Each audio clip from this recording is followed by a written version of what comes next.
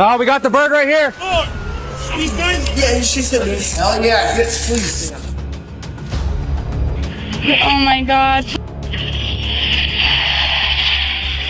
Are they okay? I can't believe Alec Baldwin was holding the gun. That's so... Welcome to the worst day of my life. These were the exact moments when a film set turned into chaos, marking the beginning of the horrors for everyone involved. This production cut in every corner they could, hired people that were unqualified, and this is what they got. Alec Baldwin was set to make Rust the defining film of his career, unaware that it would be highlighted for all the wrong reasons. Are you doing okay? No, I'm not actually. Okay. Yeah, an associate. What to do? Okay. You tell me what to do.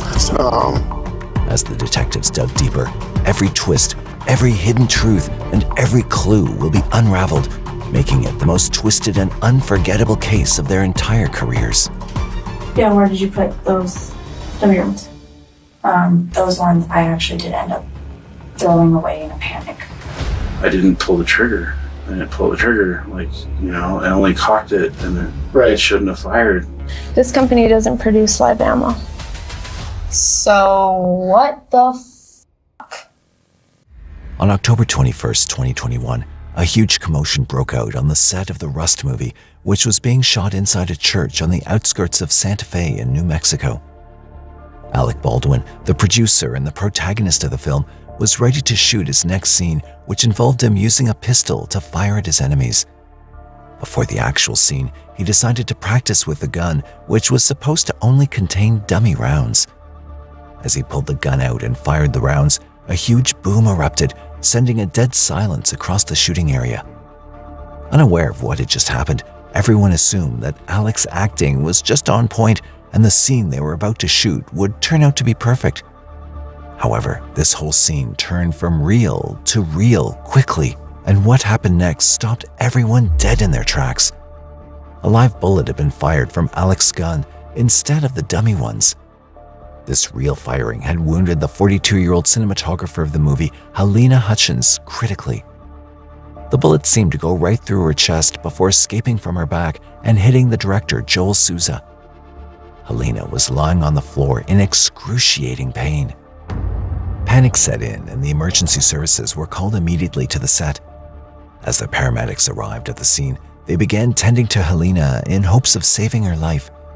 She was breathing heavily as the paramedics decided to immediately transfer her to a nearby hospital. Oh, we got the bird right here. Oh, these guys? Okay.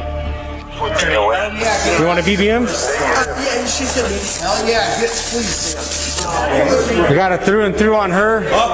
We went through and through on her. Deep breath, Halyna. Deep breath. Be okay. Where's the bird? It's right here. Okay. Approximately 23-year-old female in the back of the ambulance right now. Gunshot underneath the right arm. Went through all the way to the back left. Once the police reached the scene, they immediately sealed the area, putting a stop to the filming, and they began to question the people on the set. Their first person of interest was the man himself who had shot the gun, Alec Baldwin. When police questioned the protagonist of the film as to what had happened, he told them the same story that everyone had stated earlier. He was shooting his next scene and pulled out his 1880 prop gun to fire at his enemies in the movie. However, this shot turned out to be a real one and hit Halyna before hitting the director, Joel Souza. The bullet had pierced through the body of the cinematographer before reaching and scratching the director's skin. This was when the other crew members immediately called for emergency responders, hoping that nothing serious had happened to her. Within 15 minutes of the call, multiple paramedic vehicles, including a helicopter, reached the church along with the police officers. I don't know if it's a movie set, but one of the guns was real. And we don't know the patients right now. There is a medical, somebody on scene, but we don't know the situation right now, if they're dead, they're dying. As paramedics rushed Halyna to the hospital, the set of Rust was plunged into chaos. Female in the back of the ambulance right now. Gunshot underneath the right arm. Went through all the way to the back left. As the police arrived, they immediately shifted their focus to the young armorer, 24-year-old Hannah Gutierrez Reed, the last person to handle the weapon before it was placed in Alec Baldwin's hands. The responsibility was enormous. She was in charge of the weapons, from loading to unloading, ensuring everything was safe. Oh my God. Are they okay? How do I know this is a gun? That's the gun. Okay. Dave, do you have those rounds I gave you? What? They're on the cart. Are they? I don't know. Who would you give them to? Get them back to you. This is that's the one. And okay. Sorry. You're okay. Sorry. Just relax. Just relax. So scared. You're all right. Just relax. So here's the box that I got them out of. Okay. Leave them right there. Leave them right there, okay? Relax. I just need you to relax. Just relax, okay? I just need you to relax. Just please relax, okay? Just take deep breaths and relax. Can somebody get water for her? No. There's water, right? Yeah.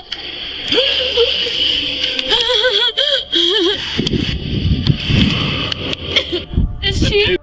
Where the f are these entry wounds? Is she okay? Can somebody tell me anything? I don't know anything. Right now I don't know. I'm just trying to secure everything. Okay? They then went on to question the protagonist, Alec Baldwin, who had fired the shots and was now amongst the prime suspects. Mr. Baldwin, Detective Roy Arndt. Nice to meet you, sir. Yeah, if we could have a chat over here. Are you doing okay? No, I'm not actually. Okay. Yeah. Crazy series of events. So, we're requesting that you and Ms. Gutierrez conduct interviews back at the Santa Fe County Sheriff's Office. Yeah, if an associate or... What to do. Okay. You tell me what to do. We would appreciate that, and then we'll... When do you want me to do that? We're gonna probably go right now. So can I take my car? That's my car. The officers then clicked pictures of Alec for any possible evidence that he could have on him. Now the question was whether he had pulled the trigger accidentally, or was there a much more sinister plot lying underneath? After this thorough search and collecting evidence from the crime scene, the investigators started questioning every single person who was present on the set. However, they were confronted with the same story every time, a live bullet being fired by mistake, and the next thing they knew, their cinematographer was lying unconscious on the floor with blood gushing out of her clothes. But the weirdest and most shocking part of this story is that this was exactly the plot of the movie Rust that they were trying to film, and to know what exactly had gone wrong in the church, the investigators started interviewing every person present at the shooting scene. To get better clarity of the case, the detectives interviewed the next person on their list, the still photographer Karen Kuhn, who was present right at the scene and had witnessed the whole incident. So he's trying to show it to the camera, and Halyna and Joel are over there with the Steadicam guy and the dolly guy. So they're to your left? Yes. Okay. They're here. They're back here, actually. Okay. I'm probably up. I'm probably a little farther. Like, I'm probably right there, you know? I'm on the wall. And so they're over there, and so he brings, it happened so quick. Right. Just, he brought the gun up, and then boom. Okay. Who brought the gun up? Alec. He was there, and I don't know why he pulled the trigger. I don't know why he would do that. Karen specifically mentioned that Alec indeed had pulled the trigger, leading to injure both Halyna and Joel, the director. The situation was now turning more perplexing than ever before, and it was hard for everyone to understand what exactly had happened in there. They went on to interview the key rigging person who was standing right outside the church when this fatal shooting had happened. The key rigging person is responsible for supervising the lighting and rigging crews and reporting to the director of photography. He made several shocking revelations about the management at the set. So Dave Hall was asking for and shook them. The girls like, see, they shake, and each one, but one of them did not have a hole drilled in it, which is not. It was not supposed to be in that load. The arm. I hate to throw them under the bus. The armorists are children. They're not experienced. They were not. This production cut in every corner they could, hired people that were unqualified, and this is what they got. Right. This person was not a union armorist. Okay. Every union armorist I've ever worked with, I've been in the game 15 years, has been a 60-something-year-old ex-military badass motherfucking gunsmith. Right. Guy you look at and you're like, that's the armorist. Everyone. Okay. Not, I can't even think of one that I wouldn't look at him and go, you're the armorist. Right. Yeah. Okay. These girls were all under 30, no experience. His first statement came as a jolt to the officers as to what was going on the set of the movie and how neglectful the filmmakers were. They then went on to reveal that this was not the first time something like this had happened on the set. It wasn't the first mistake on the show. There was other times when it was supposed to be a quarter load and it was a half load, or it was, it's just like they don't follow the protocol. They weren't following protocol. That's exactly what fucking happened here. I've heard it from everybody, exactly what happened. The AD protocols were not followed. We were in a rehearsal. You should not have a loaded gun in a rehearsal. We never, ever, ever, ever fucking have a loaded gun in a rehearsal. What's the fuck for? They handed him a gun that was loaded in a rehearsal. Okay. He didn't know it was loaded. I talked to Alec after. His reaction was, I didn't even pull the trigger. I didn't even know it was loaded. Like, nobody fucking tells, like, you hand a hot gun to someone, there's a call for everybody to know. Okay. Ear protection's called for. There's a protocol. It's all there so that this doesn't fucking happen. Right. And it wasn't fire followed. in the hole. Exactly. It was not followed. There's nothing else. It was not followed. It's criminal fucking negligence. These producers cut every corner they could, and they cut it. He was then asked about one particular thing that could make or break the case for them. The description of the person who handed over the gun to the actor and his statement made the officers reconsider their decision. So going back, do you know which of those individuals, the females, provided the revolver to the AD? I know it was the assistant. I don't know her name. It wasn't the main armorist girl. It was one of the assistants. Can you describe her for us? What color hair did she have? Let's help. I think she's blonde. Okay. That helps us. That's all you need to know. With this revelation, the officers became skeptical about their previous doubts. The crew member then went on to explain as to what exactly happened afterwards and what was the reaction of the person who had loaded the gun, the armorer Hannah. After the gunshot, the AD had the revolver. Yeah. And then did he open the revolver? The armorist unloaded each bullet into the AD's hand, and she was checking them before she would give it to him and say, look, it shakes. I don't know what happened. I don't know what happened. I don't know why I did that. And she shook every one of them, but one of them didn't have a hole drilled in it like the others. Right. And you saw that, or you heard them say that? No, I saw that. This revelation raised an alarm bell for the investigators, but they still had to find more information, so they continued interviewing him. But nothing in this world could have prepared them for the stunning revelation he was about to make. Alec was distraught, and I just tried to talk to him, and what did he tell you?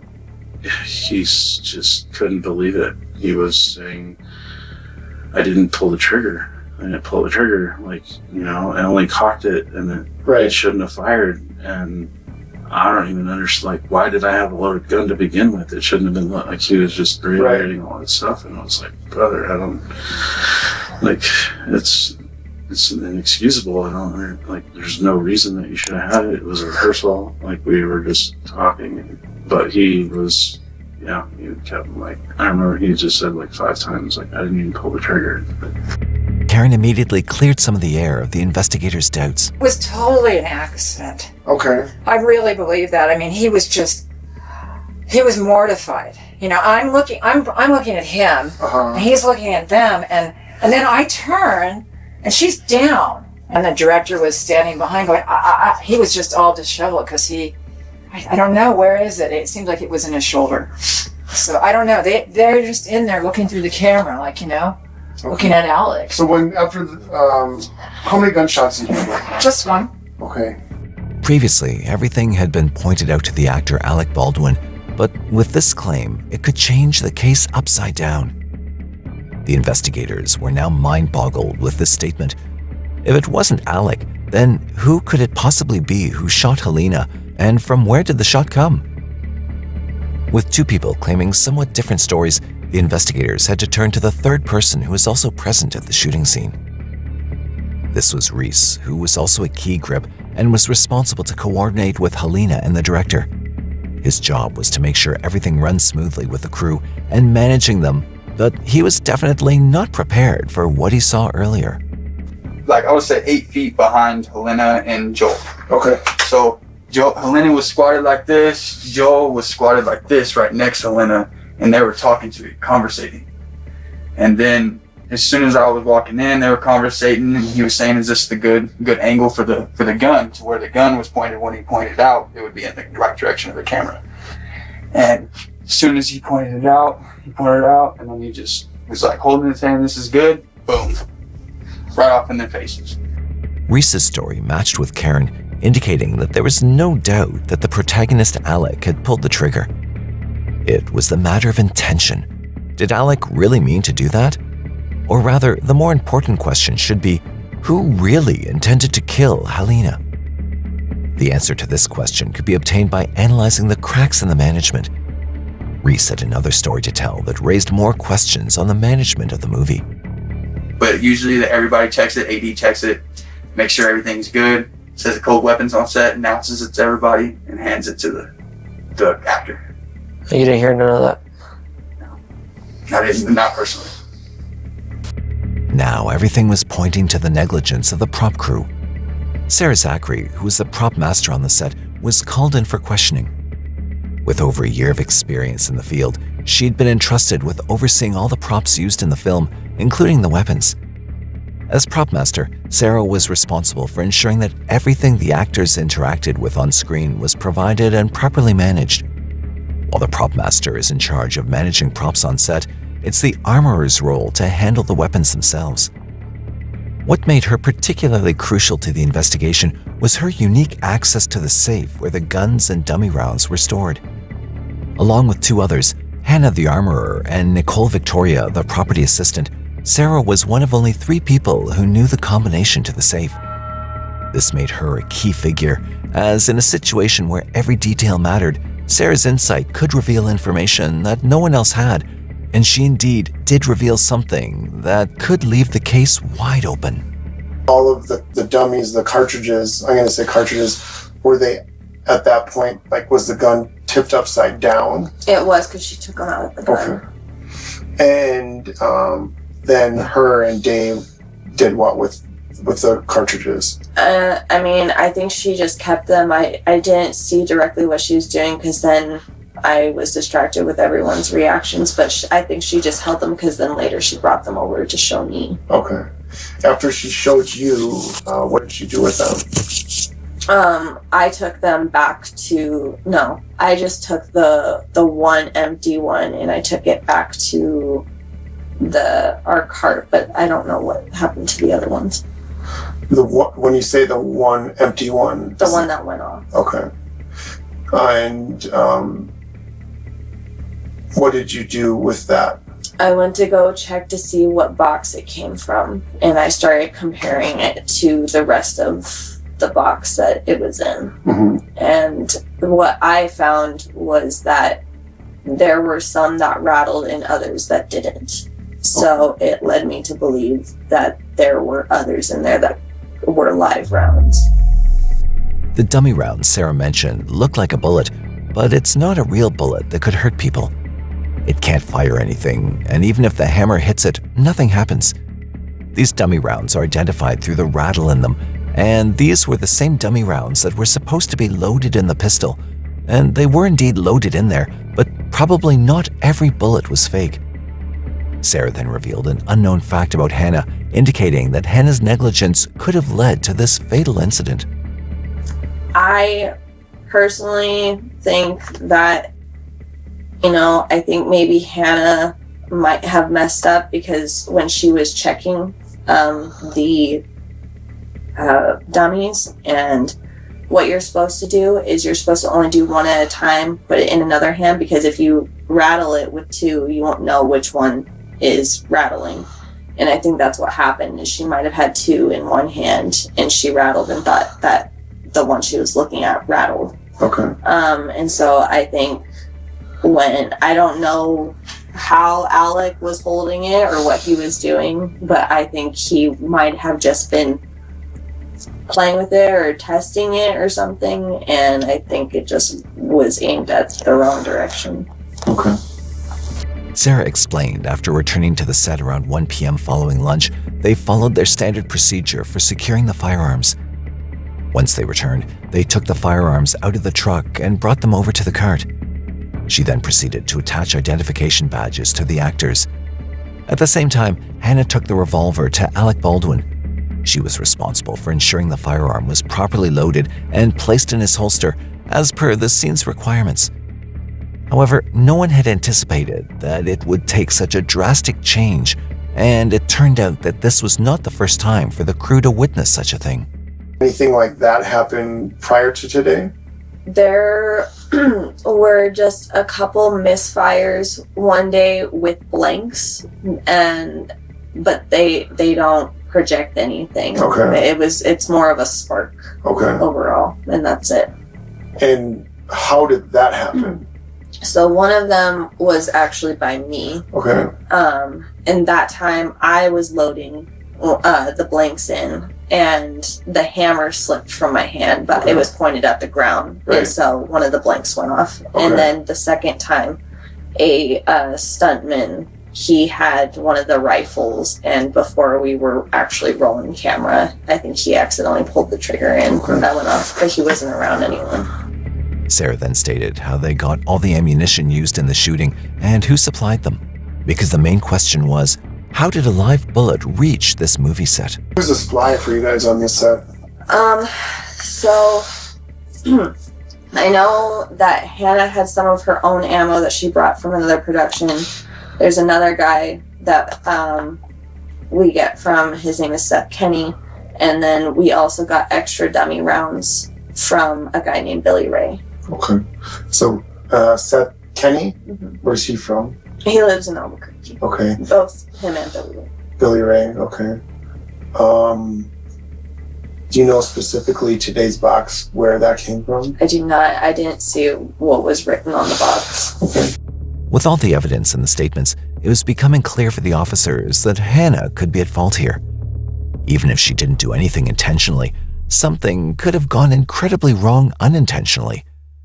At the same time, everyone's sorrow doubled with the heart-wrenching news of Halyna's death. Injured director Joel Souza described how he was shot from his hospital bed. She was between me and I think where the gun went off, and I think it went through her and into me. Do you know anything about what's going on with her? Is she okay? I have no idea, Sir Jonas. I've been here the entire time. I remember the armorer handed the actor a gun. I don't know if she said it was cold or clean, but she handed him the gun, and then there was a bang. It was a louder bang than I've heard come from a blank before. Is Halyna still alive? Who? Halyna? We're gonna have to find out about her in just a little bit here, okay? Please tell me she's still alive. I'm sure she's fine. She's just not here. This is like a movie. The officers had also found another 5 live rounds, except for the one that took the life of Halyna. These real bullets were scattered around the set. These 2 rounds were sent to the FBI, which confirmed that these were indeed real bullets. Now, it's only natural for the investigators to question the armorer, Hannah Gutierrez Reed, since she was responsible for handling the props and guns being used on the set. Oh, what the fuck? Why is he pointing at me like that? No, he's just Sorry. What's your job there with him? I'm the armor. Or at least I was. Hannah was extensively questioned by the detectives in the Santa Fe Sheriff's Office regarding the weapons used on the set and how exactly a live bullet could have found its way to Alec Baldwin's gun. When you got the dummy rounds and the blanks this morning, what were you guys doing before lunch? Was that just... We were just... with the dummies only, just... Yeah, just the dummies. We were just about to get into the blank stuff, and you know, like part of my job is checking the barrel to make sure nothing's in it, because that's how Brandon Lee died. You know. Yeah, right. So like that's what I checked for. I definitely checked this morning, and I was planning on checking again right after lunch, before we got into all the shit. And I already started checking the other 2 guns to check in the thing for them, and none of them had any barrel obstructions. So, yeah. So you check the gun, but do you check the blanks and the dummies as well? I do check the dummies. I shook all of them, and they all showed that they were not hot, I guess you could say. According to Hannah, she was on the Rust set that day from 6:30 a.m. She and 2 other crew members had taken 3 guns out of a locked safe, and she inspected it. Hannah then secured the guns afterwards, before their short lunch break. However, when the weapons were brought out again to film the next scene, she didn't re-inspect them or verify the ammunition. She'd performed a check in the morning, but failed to do so at the crucial moment. Moreover, it was pulled out by someone else and had been handed over to her. Did you, when you got back, did they look moved or tampered with or touched when you got back from lunch? They did not. No, nothing seemed out of the ordinary. Okay. Was the gun still in the safe after lunch? Yeah. Who pulled it out? Sarah pulled it out and she handed it to me. Hannah told the detectives that it was her second time working as the head armorer for a movie, but this profession had always been a family business for her. Have you studied armory, or did you go to classes, or how did you get into it? My dad's one of the best armorers in the entire world, and he trained me in a failure. The actor, Alec Baldwin, was given a Colt 45 with a brown handle, but he wasn't the first person to be handed that gun. Others had already handled it before him. I walked in there and I handed the gun to Alex a couple of times, and Alec took it, and everyone was there with him. Alec? Alec. Okay. Baldwin, yeah. Baldwin? Okay, so you handed him the gun this morning. Yeah. Does he pass it off to anybody, or were you able to see that? At one point, Dave had it, the assistant director, but he was just sitting in with it, and then I saw him and I was like, okay, this is fine, he's just sitting in, and then I walked out, and yeah. And how do you know that Dave had it? I handed it off to Dave while he was sitting in for the shot. All right, so you guys were the only 3 handlers prior to lunch? Alec, Dave, me. Dave was after lunch. Okay. Dave was after lunch. Yeah, that should have been the only ones. Maybe Sarah possibly, but yeah. Then when Dave brought it back to you after the incident, did it look like it was the same gun when you handed it to Dave? Yeah. Yeah? Yeah. Yeah, I would be able to tell too by there's like markings on the bottom of it. Okay. Do you remember what those markings are? They're kind of like little fingernail marks, but like a little more dented. Okay. Hannah went on to answer the officer's questions, and that's when she mentioned another thing that pointed out straight to the actor, Alec Baldwin. And is there some way that somebody can alter them to make them still look like your dummy rounds? Well, so that's the thing, is that like bullets, like real bullets, pretty much look the same as dummies. The only difference is the rattle. And so, yeah, that's a choice, but also, I don't know, I'm kind of wondering, because I heard back in the day, dummies used to have like a primer cap. So I'm wondering if maybe it was one of those older ones or something like that. Did you load them after lunch? They were already loaded from before lunch. Okay. So that's the thing, is like, you know, we had that gun the whole time before that, and nothing happened, and I wasn't in there, and they weren't supposed to be even pulling the hammer back. The hammer Hannah was talking about is a crucial component of the firing mechanism in firearms. It's a metal piece that strikes the firing pin when the trigger's pulled, causing the primer of the cartridge to ignite and discharge the bullet or the dummy round. Alec Baldwin pulling the hammer meant he also might have pulled the trigger. Next, the investigators decided to question Alec Baldwin once again, this time in the interrogation room. Alec narrated his version of everything that took place that day during the shooting. Take the coat over the thing, I said the camera's there. I believe, my recollection is she was there, turned a bit, like talking to him. So I think she was hit in the right armpit. But this is all I know, and that is that I take the gun out in the rehearsal. Really, he wants it very dramatic and very sort of kind of sneak up on them. I take the gun out, and as I take, like as it clears, as the barrel clears the hole, I turn and cock the gun in rehearsal. I turn and cock the gun goes off. It's supposed to be a cold gun. Nothing. Alec was also questioned about who usually handed him his gun during filming, and if the same person had done so on the day of the fatal accident as well. To this, Alec confidently replied that it had always been Hannah who used to hand out his gun on the set, and she was the one who handed him the gun on the day of the accident as well. Was Hannah the one to physically hand you the gun at Yes. some point? During the time that you had it, was it ever handed off to anybody else? No. Okay. Did you see where she got the gun from? No. Okay. She has a station somewhere with all her stuff. Okay. The elements and a gun, a couple different guns. Guns for the other actors, and so she gets a loading gun. Is anybody else allowed in that area? I don't know, but I know that I've never seen anything that was out of the ordinary. She had sometimes they have a cart. Alec Baldwin expressed how he thought that the gun he was holding was empty, but it was the other way around. Well, when we shot, for the rehearsal, empty. And then when we shot, the flash rounds and everybody preps, and then she says, "Hot gun." She announces it, and the crew gets ready. But you didn't even get to that I part. rehearsed with a hot gun. Now. But you were supposed to be cold. Well, it was supposed to be cold or empty, but now, not only did I rehearse with a hot gun, I rehearsed with a gun that had a bullet inside. If that's what came out of this show, this is the most horrifying thing I've ever heard in my life.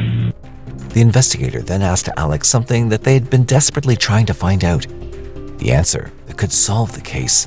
I understand sometimes she'll hand the gun off to Dave Halls and then he'll hand it to you. Did that happen at this incident? No. I never recall them ever doing it. It was Hannah handing I recall that when we would stop the scene, if we finished the scene, Halls is someone who is assumed by his position to be authorized to do nearly everything. So if I was doing a scene with you and we finished the scene, or we finished your angle and we were going to turn around and shoot my angle, when they say turning around, that means it's time to go to the bathroom, go get a bottle of water, go get a coffee, go smoke a cigarette. We have a break. And if I was going to go to the bathroom, I'd hand Halls the gun to give to her. I would only hand it to her, or if she wasn't around, if she was awake, she'd be in the shop. They clearly hand Halls the gun to give it to her. Give this to Hannah. So sometimes you would hand the gun to Halls, but you never, he never handed the gun to you. No. Okay. No, never. So you would hand it to him? I'd pass it off to him if she was not on site, and I was going to run to use the bathroom, I was going to buy it. That's very typical. Realizing the gravity of the case, the officers decided to revisit the crime scene. This time with the people who knew the most about the weapons being used on the set. Prop master Sarah Zachary and arms and ammunition supplier Seth Kenny accompanied them to open the locker and unraveled a crucial detail about Hannah answering someone unusually. So-and-so, a stunt woman, saw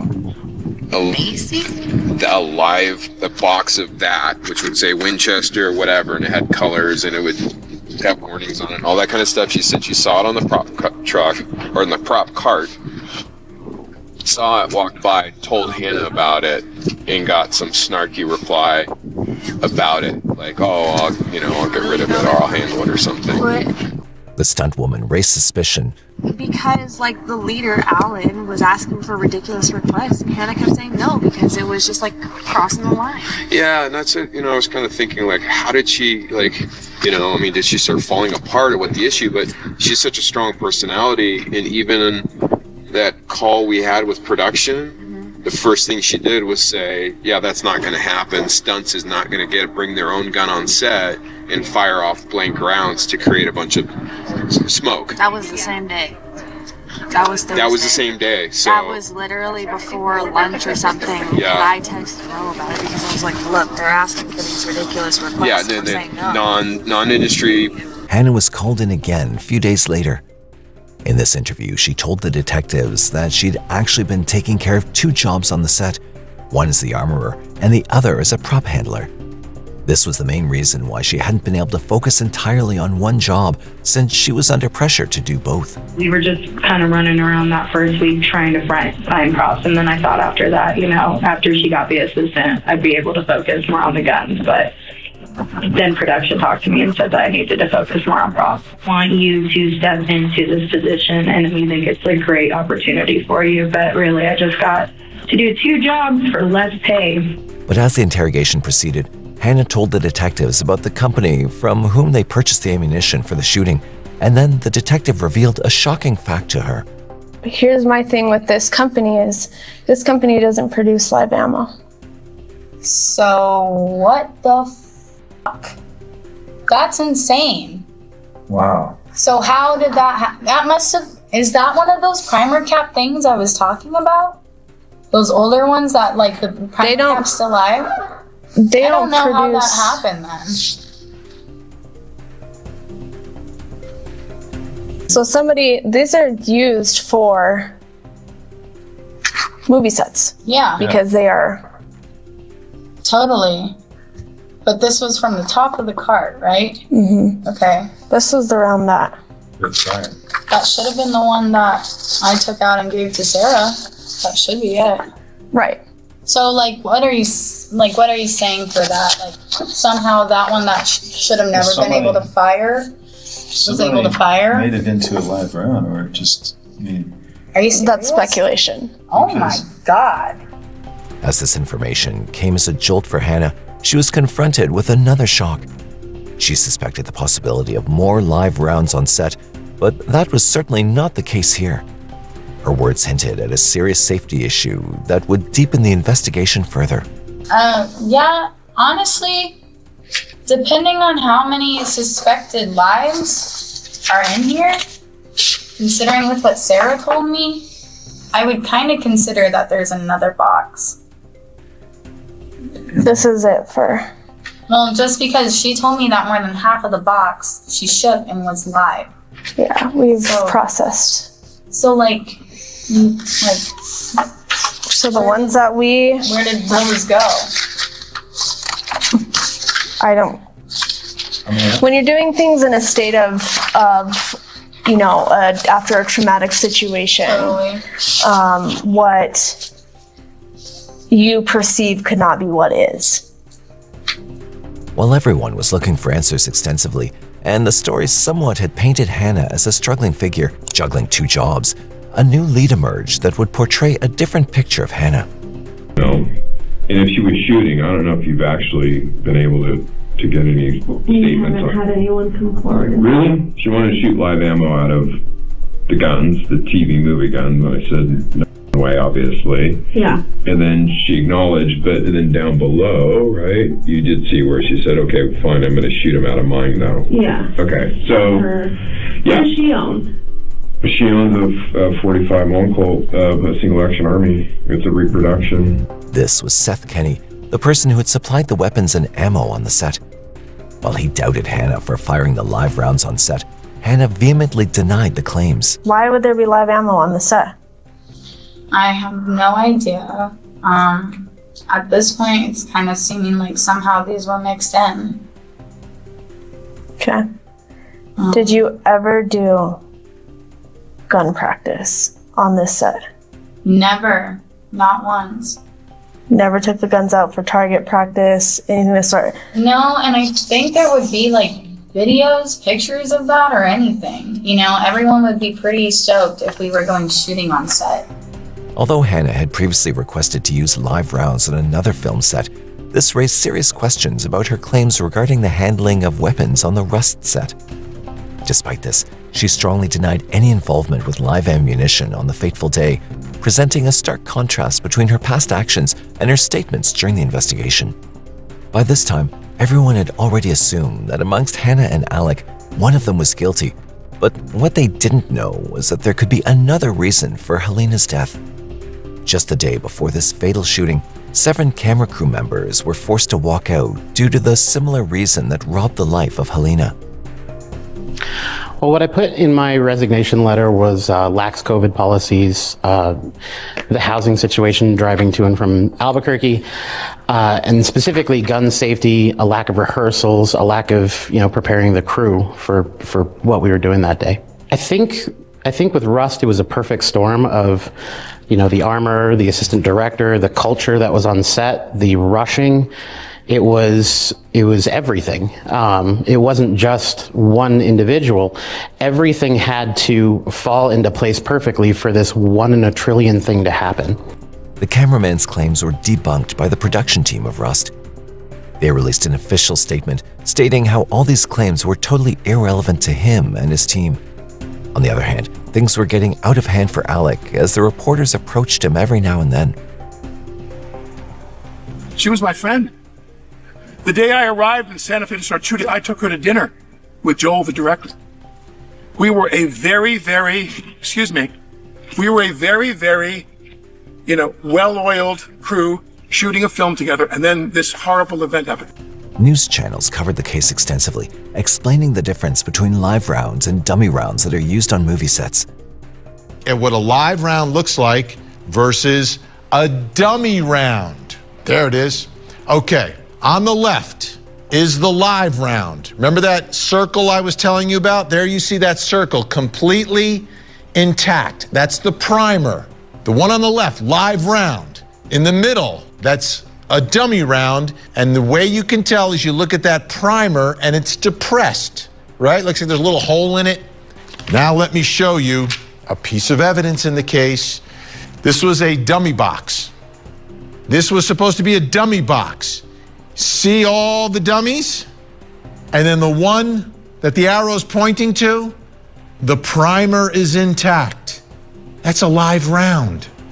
News reporters also showed evidence of how there was more than just one live round on the set of Rust.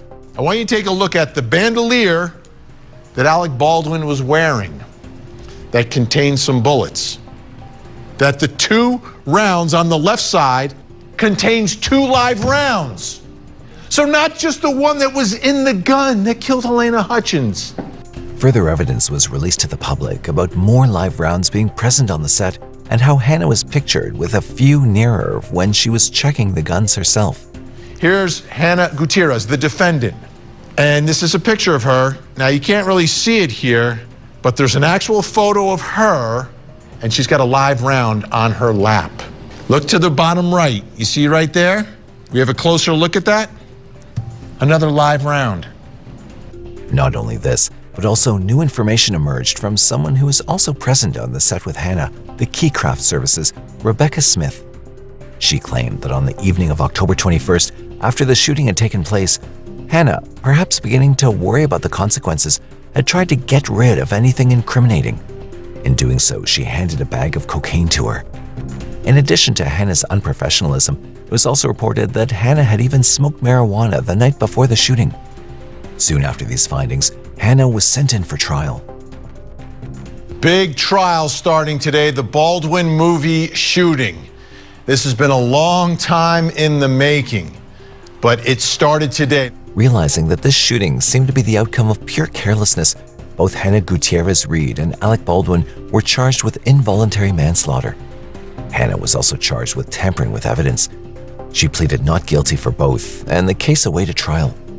Now, this is the first trial of 2 trials. What we learned today is that this movie set was perhaps the most dangerous movie set. I mean, out of control what we learned today. Absolutely shocking. The prosecution opened up their argument by saying that Hannah had done her job in a sloppy, unorganized, and unprofessional manner, and this had sealed the fate of Halyna Hutchins. They argued that looking at the movie set, one could infer that major accidents could have occurred at any time due to her carelessness. Even the lady who had made the claims testified at the court. Were you present at the hotel the evening of October 21st, 2021? Yes, ma'am. And at some point that evening, did you go to Ms. Gutierrez's hotel room? Yes. And why did you do that? Court and I forget what his name was, but the set steward were in her hotel room and needed to go to the store to get something and did not want to leave her alone, so they called me and asked me to come up to her room. Okay, and did you do that? Yes, ma'am. And did you stay with Ms. Gutierrez for a little while? Yes, ma'am. And then at some point, did you leave? Yes. Did anything unusual happen when you left Ms. Gutierrez's room? Yes, she asked me if I could hold on to something for her. I said yes. She put it in my hand, and I walked out as there was a knock on the door. Can you just describe what you saw in your hand? Yes. It was a clear Ziploc baggie with a green small Ziploc baggie inside, and there was powder inside the green baggie. What color was the powder? White. I want you to compare this to like a sugar packet that you It was definitely not sugar. The defense here took a different approach. They argued that since it was Alec Baldwin rushing the production, producers were also to be blamed for the safety on the set. They also suggested that the investigators didn't properly secure the area or question the witnesses thoroughly enough to find out what exactly happened. But the main question remained, where had the real ammunition come from? The prosecutors said that they'd been provided by Hannah herself, but the defense argued that they came from the ammunition supplier, Seth Kenny of PDQ Arm and Prop. Live ammunition that you seized from PDQ Props, what did you do with it? We submitted all the live ammunition for testing with the FBI.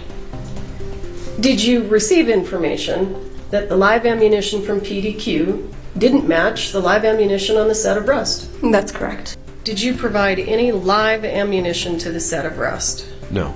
Did you ever give any live ammunition to Sarah Zachary? No. Have you seen photos of the live ammunition that was found on the set of Rust? I have. Did you possess any ammunition that looked like that? No. Soon enough, the prosecution was able to prove that the live rounds didn't come from PDQ or Seth Kenny. But this wasn't enough to prove Hannah guilty of her charges. For that, the prosecution had to prove that Hannah was the one who had loaded the gun and gave it to Alec. And so the Rust prop master, Sarah Zachary, took the stand. Did Ms. Gutierrez walk away from the cart with Mr. Baldwin's gun? Yes. And who put the dummies in Mr. Baldwin's gun? Hannah. Then she says she's going to go in the church and check it with Dave. Is that right? Yes. Dave Halls was the assistant director who's originally thought to be the person who handed the gun to Alec, but he told the prosecutor that it hadn't been him. He also added that Hannah didn't fully rotate the gun cylinder to check the bullets, which was simple carelessness, and he admitted that he was responsible for this too. You indicated that you only saw 3 or 4. You didn't see 6. I don't recall. I was negligent in checking the gun properly. She opened up the latch to show the drum of the revolver. She rotated the cylinder. It was empty. It was referred to as a cold gun.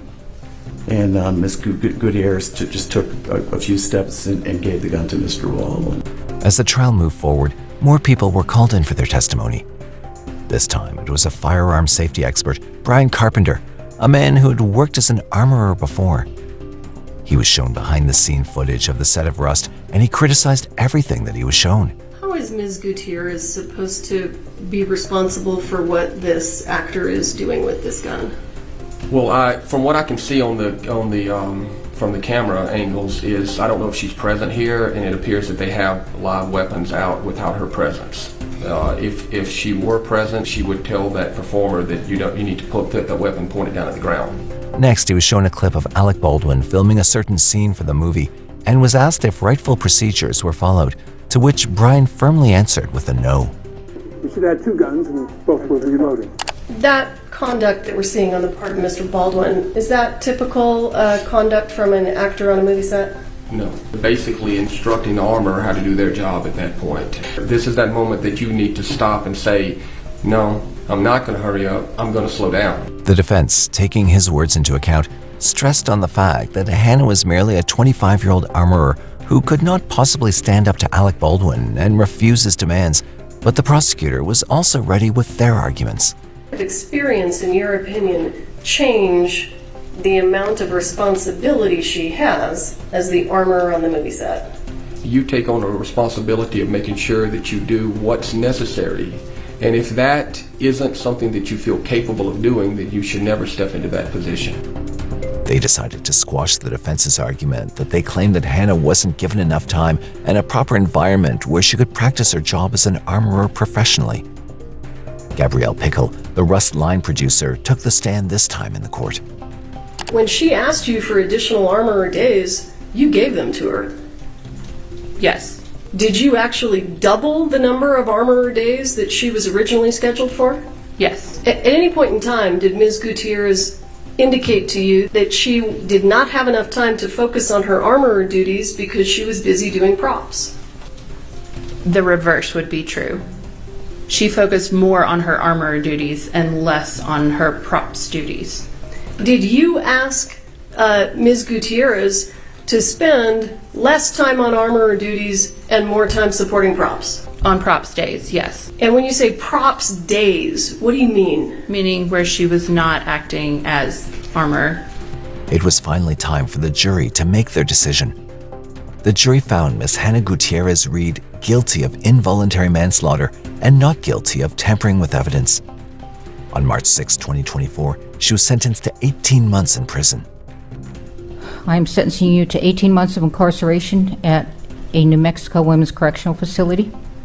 I find that what you did constitutes a serious violent offense. It was committed in a physically violent manner, a fatal gunshot, done with your recklessness in the face of knowledge that your acts were reasonably likely to result in serious harm. You were the armorer, the one that stood between a safe weapon and a weapon that could kill someone.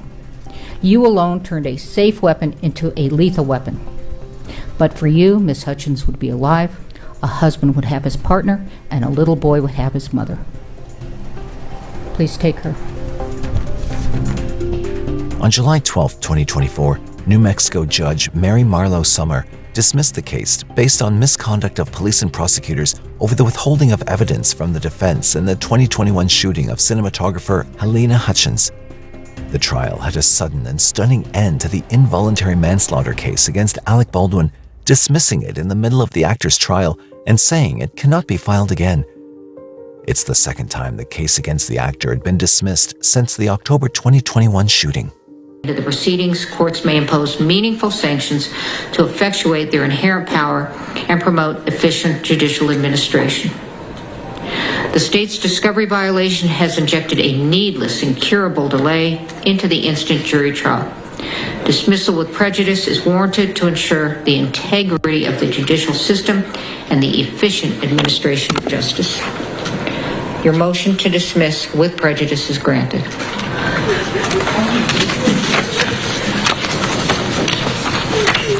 Now, with respect to the jury, I don't imagine you all want to return on Monday. I will take care of the jury. Thank you, Your Honor. We are in recess.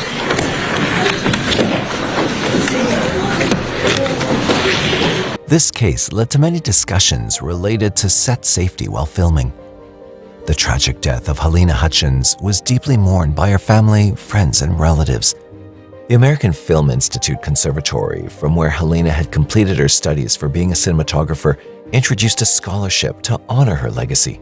Her parents talked about how young Halyna was and how much she still wanted to learn from the world of cinema, saying that this accident was not fair to her.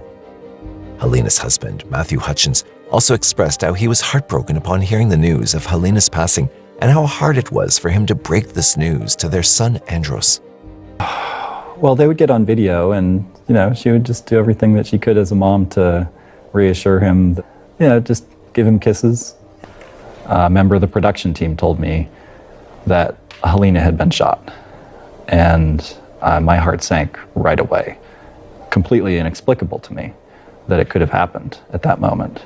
And the first thing I thought, I sat down and I said, I have to get my son, because I had to be with him. I rushed home and on the way decided that we had to go to Santa Fe. And when I got through to the doctor and spoke with him and he detailed exactly what had happened and that she didn't survive. I mean, I was heartbroken. The set of the movie, filled with hustle and bustle, was turned into a real-life crime scene.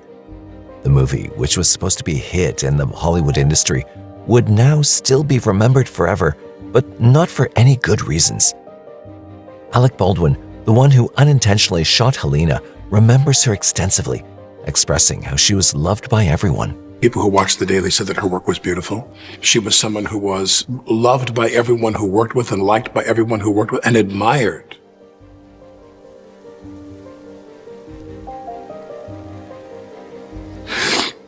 I'm sorry.